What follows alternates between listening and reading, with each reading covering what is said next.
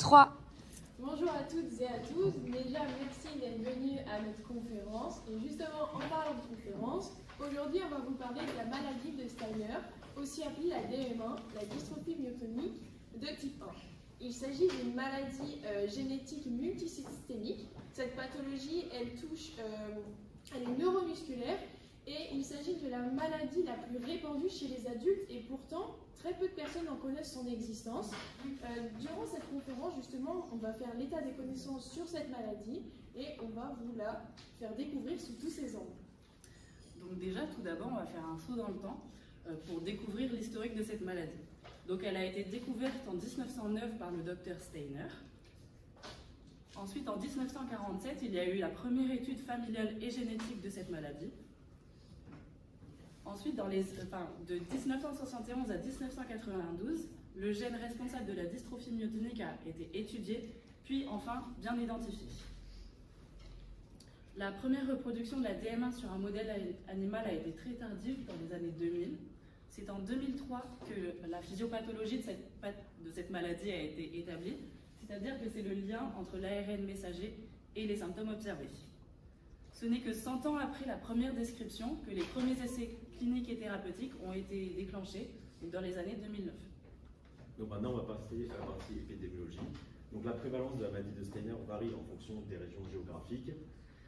Et cela est dû donc à un ancêtre commun qui serait porteur du gène DMPK. Donc comme vous pouvez le voir ici, qu'elle serait plus présente en Amérique du Nord, en Europe occidentale, mais plus précisément aussi au nord de la Suède, et à Saguenay-du-Lac, à Saint-Jean, à Québec, où la prévalence serait donc d'une personne sur 530, et aujourd'hui environ en France, on est sur une personne sur 1000. Donc, notre conférence va se diviser en deux grandes parties. D'une part, la mécanistique de la pathologie, puis la prise en charge du patient. Donc, pour la mécanistique de la pathologie, je vais débuter avec l'aspect génétique. Madi vous fera des rappels de biologie moléculaire et on parlera enfin de la physiopathologie. Donc pour l'aspect génétique, donc le gène responsable de la maladie, c'est le gène DMPK, dystrophia myotonique protéine kinase. Il code pour la protéine qui est la myotonine, mais on ne sait pas encore vraiment son rôle dans le corps, mais on suppose qu'elle régule des fonctions cellulaires. Donc le gène, on le retrouve sur le chromosome 19 de notre karyotype. Alors physiologiquement, le gène en 3', du côté 3', on retrouve sur le gène 5 à 37 répétitions CTG. Cependant, 37 à 50 répétitions, on se trouve dans la zone grise, c'est-à-dire qu'on peut développer ou non la pathologie.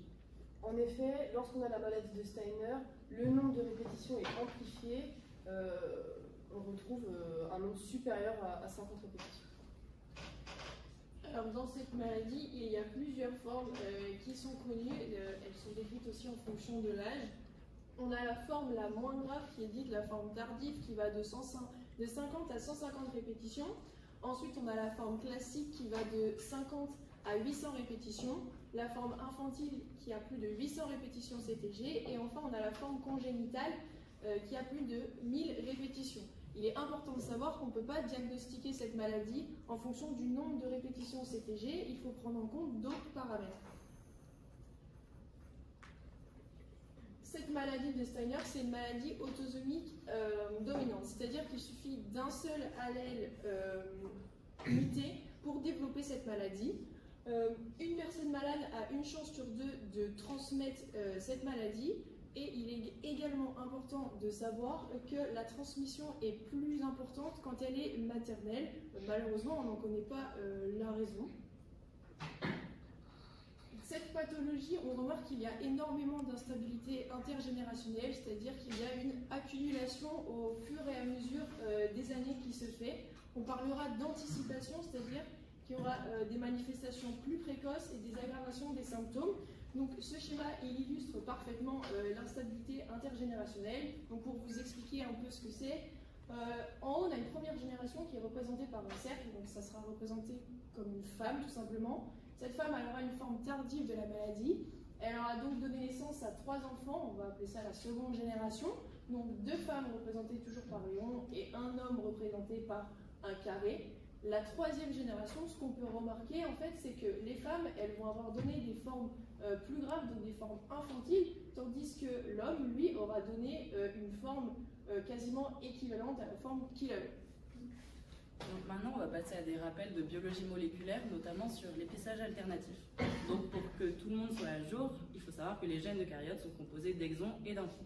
L'épissage alternatif comporte deux parties. Donc tout d'abord l'excision des introns du transcrit primaire, puis la jonction de certains exons. Donc dans cet exemple à gauche, on voit que l'ADN comporte 3 exons.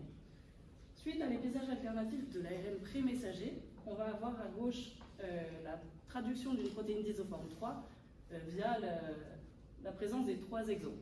Tandis que suite à l'épissage alternatif à droite, il va y avoir la liaison de l'exon 1 avec l'exon 3, ce qui va donner la protéine d'isoforme 2. Tout ça pour dire qu'un seul gène peut donner différents ARN messagers et donc différentes protéines avec des propriétés et des fonctions bien distinctes suivant les besoins de la cellule. Donc maintenant, on va passer à la partie physiopathologie. Il va falloir un peu vous accrocher parce que là, ça va... Voilà. Donc tout d'abord, il faut savoir qu'il y a eu des modèles alternatifs qui ont été mis en place. Donc pour les modèles in vitro, ce sont surtout des cellules humaines qui ont été utilisées, qu'elles soient primaires ou des cellules souches pluripotentes. Il y a beaucoup de possibilités. Pour les modèles in vivo, les scientifiques ont développé de nombreuses souris transgéniques. Donc maintenant, on va passer à la physiopathologie générale. Donc, dans le schéma à gauche, vous pouvez voir donc une cellule où en haut, il va y avoir donc un allèle qui n'est pas muté, donc qui n'a pas la DM1, et en bas, un allèle qui a la DM1. Et donc, il va avoir cette transcription pour avoir l'ARN pré-messager. Et l'ARN pré-messager va ensuite passer dans le cytoplasme pour être traduit. Et dans le cas de la DMA, en fait, on va avoir une accumulation de répétitions sur l'ARN pré-messager qui va donc empêcher cet ARN de passer dans le cytoplasme. Et donc cet ARN va être séquestré dans le noyau et va s'accumuler et va former dans ce qu'on appelle des fossiles. Ici, donc c'est des images en fluorescence. À gauche, donc des cellules cardiaques. Vous pouvez voir donc les noyaux en bleu avec les fossiles en rouge. Et à droite ici, donc, ça a des fibres musculaires, avec toujours les noyaux en bleu et les fossiles en rouge. Et donc, il faut savoir que ces répétitions CUG vont avoir des structures en forme d'épingle à cheveux qui vont piéger les protéines libres dans le noyau. Et une des protéines principales qui est piégée est la protéine MBNL. Et donc, il va se lier spécifiquement aux fossiles et va se retrouver piégée. Comme dit précédemment, en fait, la mutation sur le gène DMPK elle va entraîner un grand nombre de dérégulations des protéines présentes dans la cellule.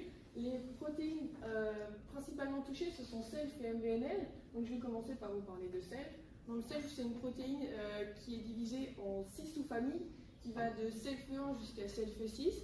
Dans la littérature, on connaît plus SELF1 qui est aussi appelé CUG-BP1 et SELF2 qui est appelé ETR3. Ce sont celles qui sont le plus exprimées dans notre corps humain. On les retrouve principalement dans le muscle, le cœur et le cerveau. Son rôle principal, c'est l'épissage alternatif des ARN pré-messagers. Cependant, son rôle il est quand même encore en cours de recherche, il n'est pas encore très défini. Ensuite, on a la protéine MBNL qui, pareil, est sous-divisée en 3 familles. MBNL1 qu'on retrouve majoritairement dans le muscle, MBNL2 majoritairement dans le cerveau et MBNL3 majoritairement au stade fœtal. Son rôle à MBNL il est un peu plus détaillé et un peu plus connu. Il agit également sur l'épissage alternatif des ARN pré-messagers, mais il agit au niveau du transport, de la localisation et de la traduction. Au stade physiologique, tout simplement, en fait, les protéines SELF et MBNL, elles vont aider le passage des protéines fœtales aux protéines adultes. C'est-à-dire qu'au stade fœtal, on va avoir une toute petite quantité de MBNL et une forte quantité de SELF, et c'est cette augmentation de MBNL et cette diminution de SELF qui vont passer l'ensemble de vos protéines, en fait, du stade fœtal au stade adulte. Donc dans la DM1, nous, MBNL, comme elle est séquestrée dans les agrégats et les fossiles, elle ne va plus pouvoir assurer son rôle dans l'épissage alternatif. Donc il y a SELF qui va prendre un peu son rôle et qui va prendre le rôle de MBNL dans la régulation de l'épissage alternatif. SELF, elle devient prédominante et sa concentration augmente grâce à la PKC et elle va aussi hyperphosphoryler SELF. Donc on va avoir un déséquilibre de l'expression d'MBNL et de SELF. Et donc ça, c'est dû au défaut d'épissage, dû au maintien de l'expression d'isoformes fétales dans les tissus adultes, par inclusion ou exclusion d'exons fétaux dans les ARN messagers. Et donc ça contribue aux symptômes observés dans la pathologie, donc notamment la myotonie, qui est la difficulté de relâchement des muscles, ou la faiblesse musculaire. Donc maintenant, on va passer au système primaire affecté. Donc il y en a deux, le système musculaire squelettique et le système neurologique. Dans le système musculaire squelettique, on va retrouver donc les CLCN1, la DMD et BIN1. Donc concernant CLCN1, son rôle, c'est un canal chlorure qui va être impliqué dans le courant de background. Donc le courant de background, qu'est-ce que c'est? C'est simplement un courant qui va permettre d'amortir les potentiels de membrane, d'amortir les variations des potentiels de membrane.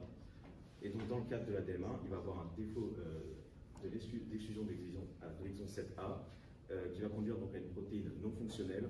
Donc la conductance de CL- va être diminuée, ce qui va avoir pour effet en fait d'avoir des difficultés de revenir au potentiel basal et donc induire une myotonie. Il faut aussi savoir qu'au moindre courant, du coup, il peut avoir une dépolarisation membranaire et donc ce qui induit encore une myotonie. Ensuite, on a la DMD, donc c'est la dystrophine. Son rôle physiologique, c'est simplement de maintenir les fibres musculaires et d'assurer la liaison du cytosquelette.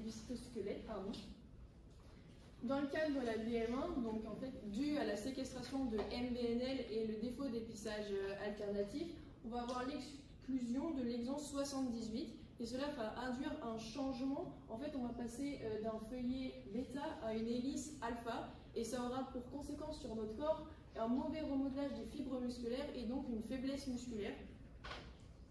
Ensuite, on a la protéine BIN1, donc elle, son rôle, c'est plus sur la biogénèse des tubes T. Elle est essentielle pour le couplage excitation-contraction. Donc comme on peut voir sur votre le schéma de droite, BIN il est bien présent dans les tubes T. Dans le cadre de la DM1, dans le cadre de la DM1, pareil, on a un défaut d'épissage de l'inclusion de l'exon 11. Donc ça va se traduire par une désorganisation des structures des tubes T et ça va les rendre non fonctionnels. Donc comme on peut voir sur l'image, les petits traits blancs, en fait, c'est ce qui représente les tubes T. Donc là, c'est l'organisation physiologique. Donc comme je l'ai dit, les traits blancs, ça représente les tubes T et les espèces de stries que vous pouvez voir perpendiculaires à ces traits blancs, ce sont les fibres musculaires. Dans le cadre de la DM1, on voit clairement la désorganisation des tubes T parce qu'ils se retrouvent parallèles aux fibres musculaires. Donc n'oublions pas que le cœur est aussi composé de cellules musculaires. Et donc dans le cas de la DM1, le cœur est aussi affecté, notamment au niveau du tissu conducteur. Donc c'est le cas pour le gène SCN5A qui va coder pour les canaux sodiques. Ces canaux sodiques, on les retrouve notamment dans le courant Phenix, qui est à la base de la dépolarisation du nœud sinusal, du potentiel membranaire du nœud sinusal. Donc dans le cas physiologique, MBNL va permettre l'épissage alternatif avec l'inclusion de l'exon 6B, ce qui va donner une protéine fonctionnelle chez l'adulte. Dans le cas de la DM1, MBNL ne peut pas assurer son rôle. Ainsi, il y a l'inclusion de l'exon 6A qui est donc fétal, qui va donner une protéine non fonctionnelle, ce qui va conduire à un retard de conduction cardiaque. Celui-ci est illustré ici. Donc on voit un décalage du courant phonique qui est plus lent. Donc le second système primaire le plus affecté dans notre pathologie, c'est le système neurologique. Et donc pour introduire ce système, on vous laisse avec Mario Gomez Pereira, un chercheur qu'on a interviewé.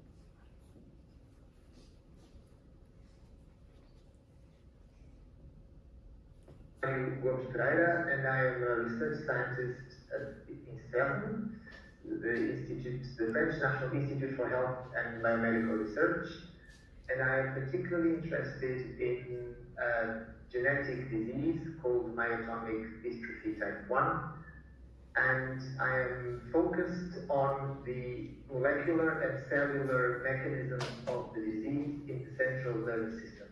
And I work in Paris in the Institute of Myology, and to do my research I use transgenic mouse models and cell models of the disease to work with.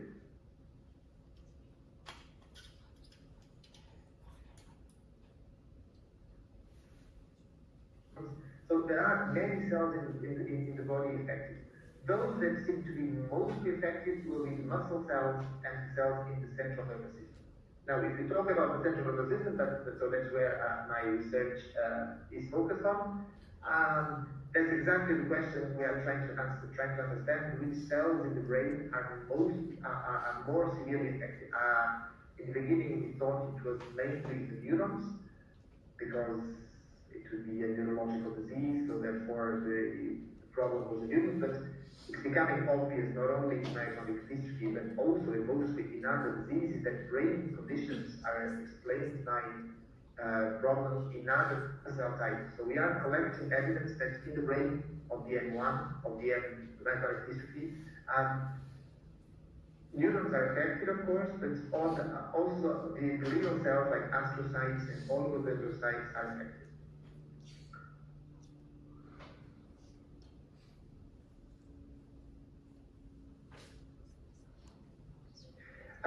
Yes, so there are several studies that have looked at the areas of the brain that are mostly affected by the disease. In the beginning, by simply doing a neuropsychological assessment of patients, it became obvious that they had a particular profile of behavior and cognition that seemed to be more in line with the dysfunction of the frontal cortex.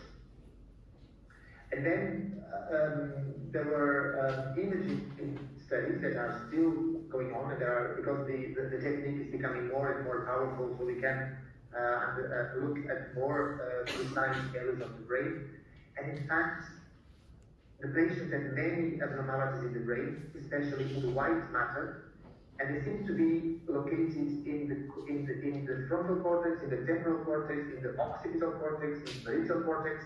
It's mainly in the cortical areas, also some in the deep reaches of the brain, but it's mainly cortical. But it is not specifically localized in one specific area of the cortex. So again, it just shows that we are affecting many areas of the brain, which makes our lives a bit more difficult to then focus on one particular region, studying what's going on. Seems to be a problem related to different circuits, different populations of cells in the brain. So, but it's mainly cortical. That's all we know. But within the cortex, we cannot say, oh, it's specifically the frontal cortex. Ok. Donc maintenant, nous, on va vous parler plus des protéines en elles-mêmes au sein du système nerveux central. On tient juste à dire qu'en fait, on n'a que des observations sur ce système-là. On n'a pas de réelles preuves scientifiques, donc tous les mécanismes et les voies de signalisation impliquées ne sont que des hypothèses, en fait. Donc, comme dans toutes les autres cellules, dans la DM1, on a une dérégulation entre MBNL et SELF, et ça, on suppose que ça engendre les problèmes de la fonction exécutive et les difficultés de sommeil qu'on observe dans cette pathologie. Aussi, MBNL2, qui est normalement fortement exprimé dans le cerveau, se retrouve sous-exprimé, et donc pareil, on suppose que ça cause les problèmes de mémoire et d'apprentissage qu'on retrouve.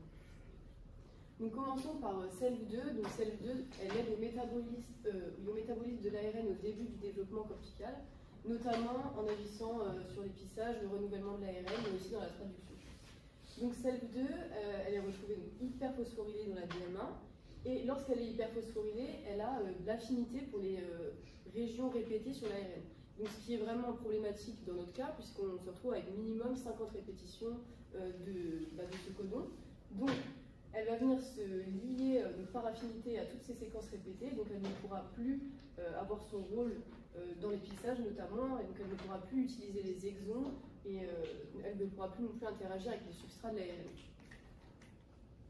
Donc ensuite, on a la voie MECP2, qui est une voie de signalisation que cible SELF2.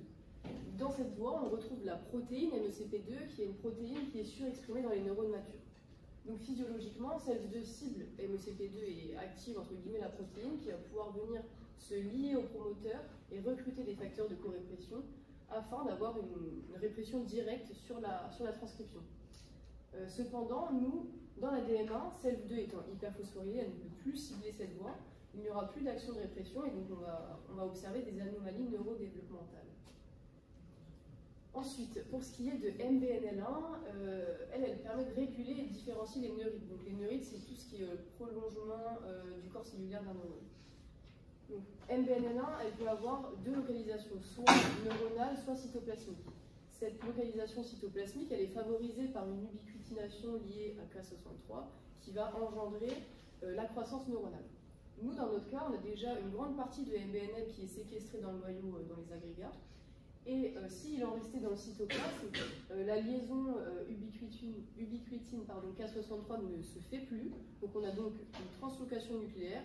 Et donc on suppose que la croissance neuronale observée dans les formes juvéniles et congénitales est due à cette voie-là. Concernant la protéine Tau, donc elle interagit normalement avec la tubuline pour la stabilité des microtubules des axones.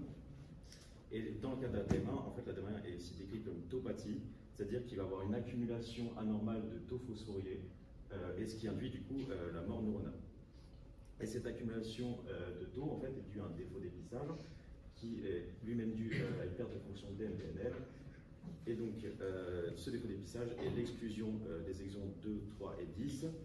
Pour les exons 2 et 3, ils vont servir à l'interaction des microtubules avec la membrane plasmique des neurones. Et pour le 10, il joue un rôle dans le domaine des liaisons avec les microtubules. Et donc cette exclusion va donc induire une déstabilisation des microtubules et donc une dégénérescence neurofibrillaire. Maintenant, oui, et l'implication, mais par contre pour la protéine Tau, on ne sait pas vraiment encore son implication dans la DM1. Maintenant, concernant les récepteurs NMDA, qui sont essentiels à la mémoire et à la plasticité synaptique, vont donc servir à potentialiser l'hippocampe pour servir au processus d'apprentissage, qui eux aussi vont subir donc un mauvais dépistage. Donc là, dans ce cas, l'inclusion de l'exon 5, qui va induire une suractivation ou une manipulation des récepteurs NMDA, et donc une perturbation du circuit glutamatergique. On rappelle aussi que le glutamate est le principal neurotransmetteur excitateur du cerveau. Concernant maintenant le récepteur GABA, qui lui est le principal neurotransmetteur inhibiteur du cerveau, va aussi subir un défaut d'épissage qui va induire une suractivation aussi et une inactivation, et donc la perturbation des circuits GABAergiques. Et physiologiquement, il ne faut pas oublier qu'en fait il y a une balance entre les neurotransmetteurs inhibiteurs et excitateurs, et avec ces défauts d'épissage, en fait, cette balance va être perturbée entre l'excitation et l'inhibition. Et l'hypothèse, en fait, c'est que cette perturbation de l'épissage va jouer un rôle sur les symptômes, donc difficulté d'apprentissage, de la mémorisation ou encore difficulté génétique. Donc maintenant qu'on a vu les systèmes primaires, il faut savoir qu'il y a beaucoup de systèmes secondaires qui sont affectés, étant donné que la DM1 est multisystémique. Donc aujourd'hui, on va vous présenter plus le système endocrinien, qui est bien affecté aussi. Donc, pour rappel, la mélatonine qui est codée par le gène DMPK, elle est supposée être impliquée dans la régulation des fonctions cellulaires, avec notamment la transcription des gènes et la croissance et l'apoptose. La mélatonine, on la retrouve particulièrement dans les cellules musculaires, où elle est supposée réguler la force musculaire, mais également dans les cellules endocrines, ce que je vais vous présenter plus aujourd'hui. Donc, on retrouve notamment les cellules de Leydig, de Sertoli, thyroïdiennes, cellules bêta du pancréas, mais en soi, toutes les cellules endocrines. La mélatonine, encore une fois, elle est supposée réguler la production d'hormones via la transcription de ces gènes, la maturation et la sécrétion de ces hormones. Donc, initialement, le but a été de comprendre le lien entre la mutation des MPK et la dérégulation de la fonction de la protéine myotonine. Donc, pour rappel, l'allèle sain va permettre de produire la protéine myotonine, mais l'allèle muté ne pourra pas permettre la production de myotonine. Ainsi, la production de myotonine est assurée, elle est synthétisée, mais elle n'est pas en quantité suffisante vis-à-vis des besoins de la cellule. On parle alors d'une haploinsuffisance. Il a fallu donc développer des thérapies pour traiter les troubles endocriniens. On retrouve notamment de l'hypogonadisme, qui est de la diminution des fonctions des glandes sexuelles, des dysfonctions thyroïdiennes, donc c'est une anomalie de la fonction de la glande, que ce soit une hypo ou une hyperthyroïdie, du diabète de type 2, qui est donc une maladie chronique avec de l'hyperglycémie, mais on retrouve également beaucoup d'autres troubles endocriniens. Seulement, les liens entre ces troubles et la DM1 n'est pas encore établi pour le moment. On va maintenant passer à la partie sur la prise en charge médicale. Donc, je vais commencer par vous présenter les symptômes et les traitements. On continuera par les diagnostics et enfin, on parlera des essais cliniques qui sont en cours.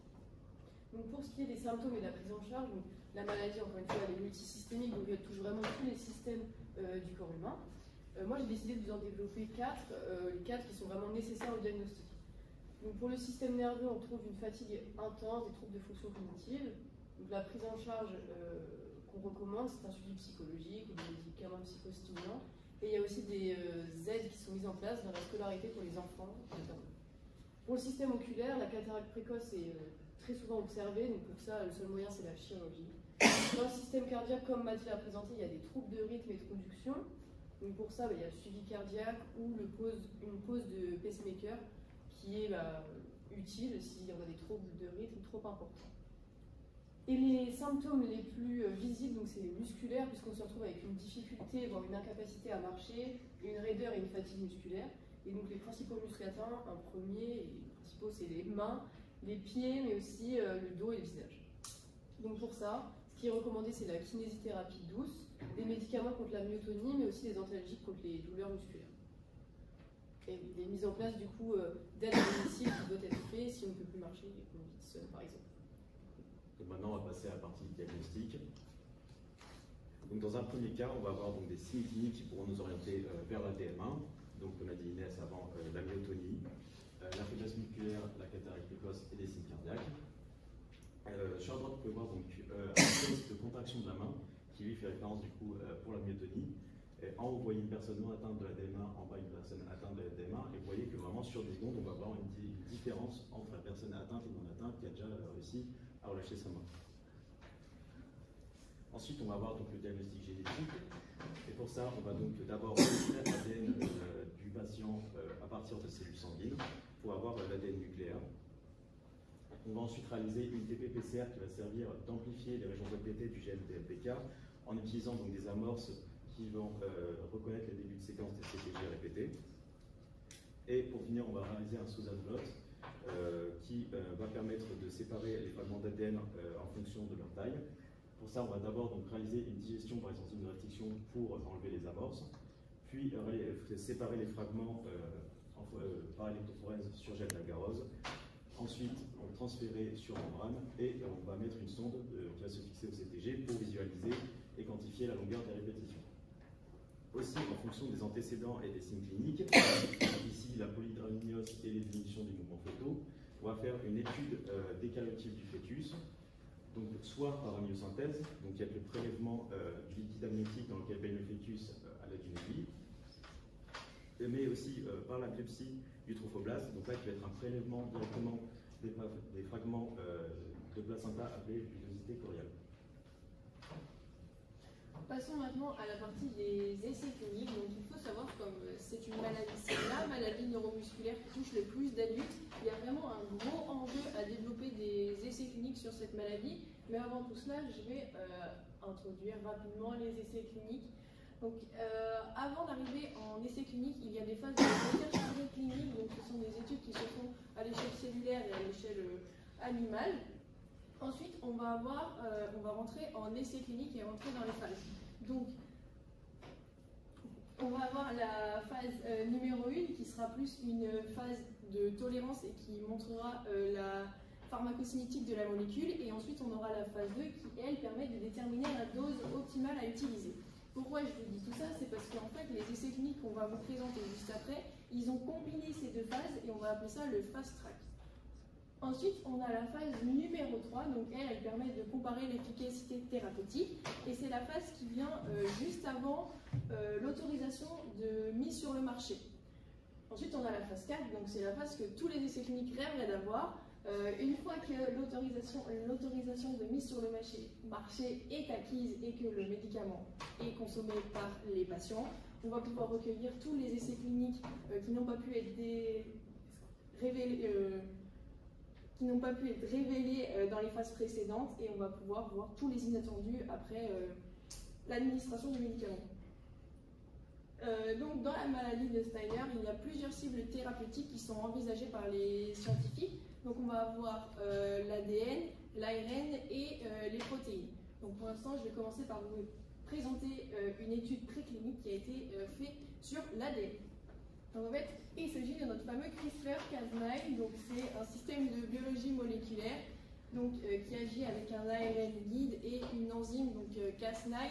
Donc ces deux éléments, ils vont se diriger vers l'ADN ciblé et vont ensuite couper l'ADN tout simplement.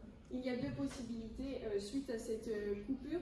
Soit l'ADN il va être réparé avec l'ajout de nucléotides, soit on va y insérer un ADN étranger. Donc pour Steiner, il y a deux stratégies thérapeutiques qui ont été envisagées, soit l'excision d'ADN et le blocage de la transcription.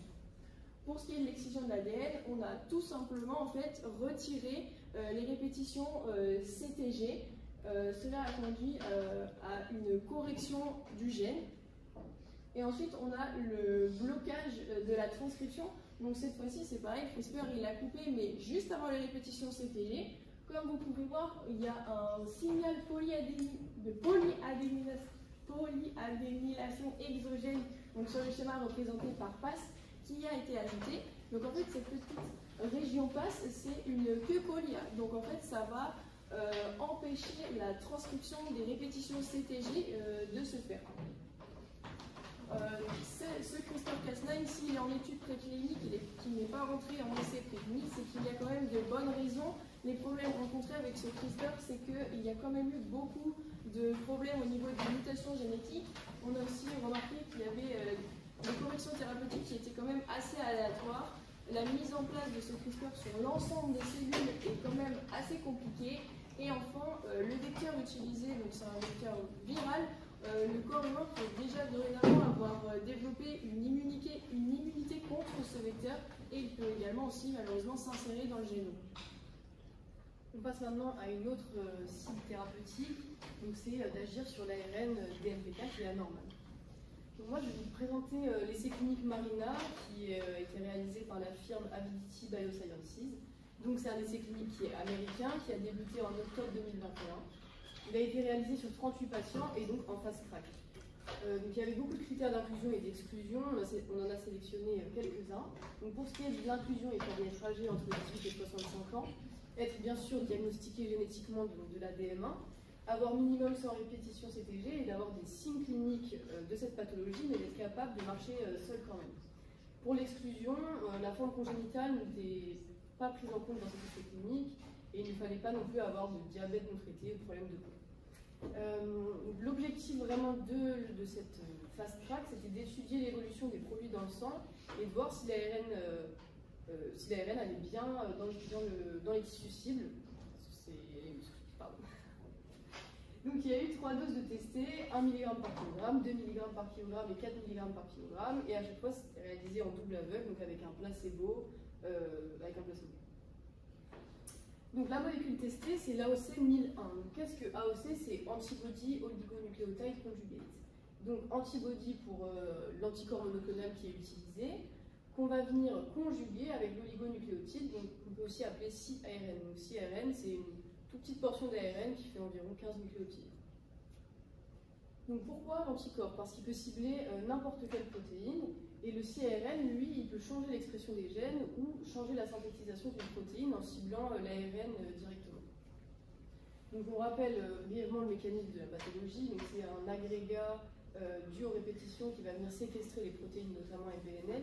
Et donc l'approche thérapeutique qu'ils ont mis en place, c'est de venir fixer le CARN juste avant cet agrégat, afin qu'il y ait coupure du fossé et donc de libérer les protéines qui sont séquestrées.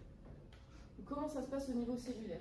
On a notre AOC 1001 qui va venir reconnaître les récepteurs à la transférine 1. Ça va engendrer une endocytose de la molécule et ça va libérer le CRNA qui va se diriger dans le noyau et se fixer juste avant les agrégats.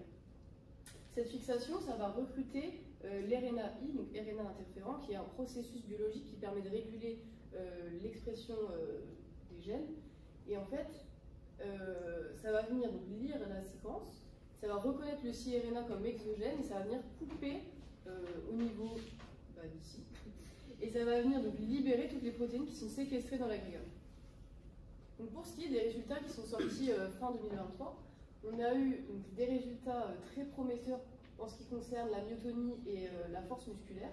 Comme on peut le voir, au jour 183, à une dose de 4 mg par kg, il y a vraiment une différence significative entre le placebo et la dose là, ce qui est pareil pour la force musculaire. En ce qui concerne la mobilité, les résultats ne sont pas si prometteurs parce qu'il n'y a pas vraiment de différence significative avec le placebo, mais c'est vraiment des premiers signes d'amélioration dans les mesures de mobilité. Donc, ce qu'on doit en retenir de cet essai clinique, c'est que l'ARN a bien été délivré donc, à la cible, donc le muscle, et dans 42% des cas, l'agrégat a bien été coupé. Donc leur perspective, c'est qu'ils ont sélectionné 2 doses, donc 2 à 4 mg par kilogramme. La prochaine étape, c'est d'avoir l'autorisation des autorités de santé afin de passer à la phase 3. Donc maintenant, on va passer aux cycles thérapeutiques qui vont agir sur la perturbation des protéines régulatrices. Et pour ça, donc, je vais vous présenter donc, AMO02 par Amopharma, qui a été développé donc, par les Américains et les Anglais. Et cet essai clinique a débuté, la phase 3 de cet essai clinique a débuté le 23 août 2021 sur 56 patients de 6 à 16 ans qui sont atteints de la forme congénitale. Donc il faut savoir que déjà dans la DM1, il va aussi y avoir une perturbation de la régulation de l'enzyme de la protéine GSK3-bêta. Et cette protéine sert donc à la formation des fibres musculaires et à la connexion entre les cellules nerveuses en régulant l'expression de CEF1. Il faut savoir que vraiment cette molécule est vraiment pour les formes congénitales et juvéniles de la forme de la DM1. Donc dans un cas physiologique, on va avoir peu de GSK3-bêta et donc ça ne va pas empêcher la formation d'un complexe entre la cycline 3 et STK4. Et ce complexe cycline 3 STK4 va pouvoir phosphoryler CEF1. Et CEF1, une fois phosphorylé, va pouvoir aussi créer un complexe avec la protéine ELF à activer, qui donne une activité normale à CEF. Mais dans un cadre de la DM1, les patients ont une augmentation de l'activité de la GSK3-bêta. Et la GSK3-bêta va en fait phosphoryler la cycline 3, qui va favoriser sa dégradation, et donc on va avoir une perturbation et un dérèglement de cette cycline 3, et donc il ne va pas pouvoir avoir un complexe entre la cycline 3 et STK4, et donc ils ne pourront pas non plus phosphoryler CEF1, et CEF1 qui n'est pas phosphorylé va cette fois former un complexe avec la protéine ELF2A, mais cette fois inactive, et donc ce qui induit une activité anormale de CEF. Donc cette fois AMO02 est donc une molécule de la classe des thiazolidinol, et donc qui est donc une molécule inhibiteur de l'enzyme GSK3-bêta. Et donc les résultats sont assez encourageants pour le moment, car on a une meilleure performance du test de marche de 10 minutes qui a été prouvée, une amélioration cliniquement significative de la performance cognitive, et aussi ils ont donc mené une analyse statistique sur différents critères. Donc ici l'habileté motrice, la force musculaire, la capacité cognitive et les habiletés de la vie quotidienne.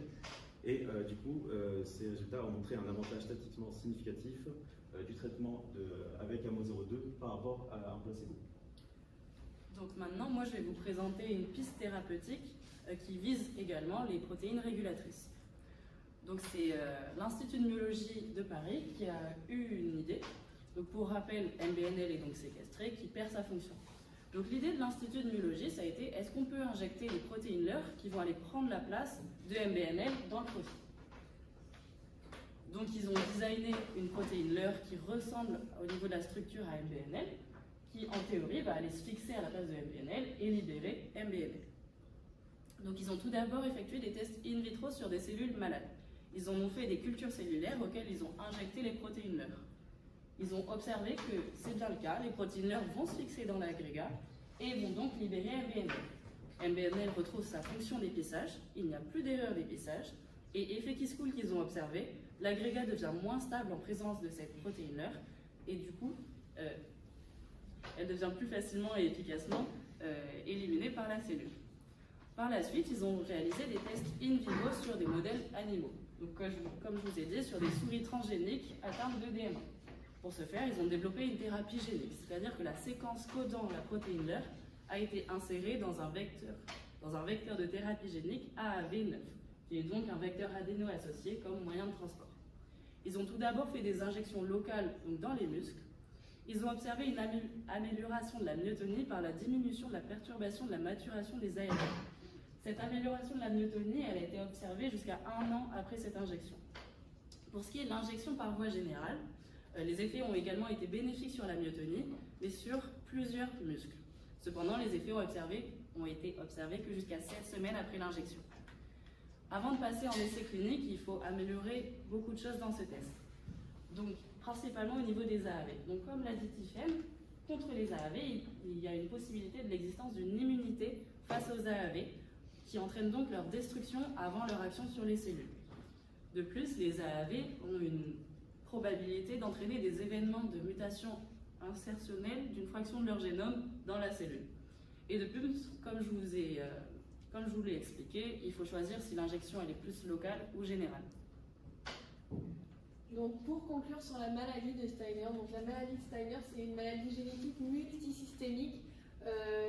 Il s'agit de la pathologie neuromusculaire la plus fréquente chez les adultes. À ce jour, il n'existe que des traitements symptomatiques, il n'existe donc pas de traitement curatif. C'est pourquoi il y a de nombreux essais cliniques qui sont en cours et dont certains qui sont assez prometteurs, tels que Marina ou AMO02. Dans le futur, ce qui est important, c'est de bien comprendre la maladie pour développer des pistes thérapeutiques avantageuses, mais il faut aussi voir les choses dans l'autre sens. Le fait de développer des pistes thérapeutiques peut également aussi nous aider à comprendre de nouveaux mécanismes sur la maladie. Nous souhaitons remercier Mario Gomez Ferreira pour avoir accepté d'être diffusé dans cet amphithéâtre et d'avoir répondu à toutes nos questions. Et nous souhaitons également remercier nos professeurs qui nous ont suivis durant tout ce projet, mais également vous pour votre attention durant cette conférence. Merci à vous.